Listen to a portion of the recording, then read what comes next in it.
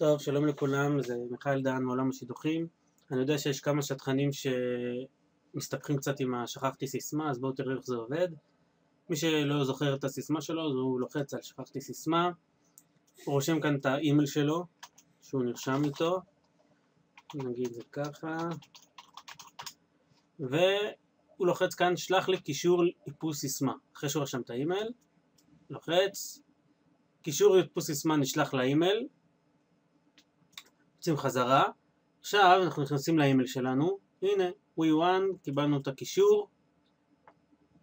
כדי לאפס סיסמה, אני לוחץ על כאן, או אפשר להקש את הקוד, עושים לקוד הזה העתק, מעתיקים אותו, מעכבר הימני לוחצים ושמנים את העתק, ומגיעים לכאן לקוד, לוחצים פה הדבק, ולוחצים על הפס סיסמה, ואז זה יאפס את הסיסמה, או שמי שלא יודע איך לעשות העתק הדבק, בעצם יש בעכבר שני מקשים, מקש ימני ומקש שמאלי.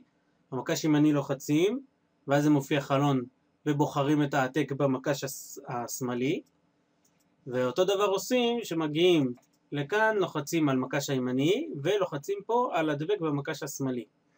עכשיו מי שלא יודע איך לעשות את זה, ילחץ על האיפוס הסיסמה, כאן לוחץ כאן, וכאן אפשר לרשום את הסיסמה החדשה, ואז להיכנס מחדש. זה הכל, פשוט וקל.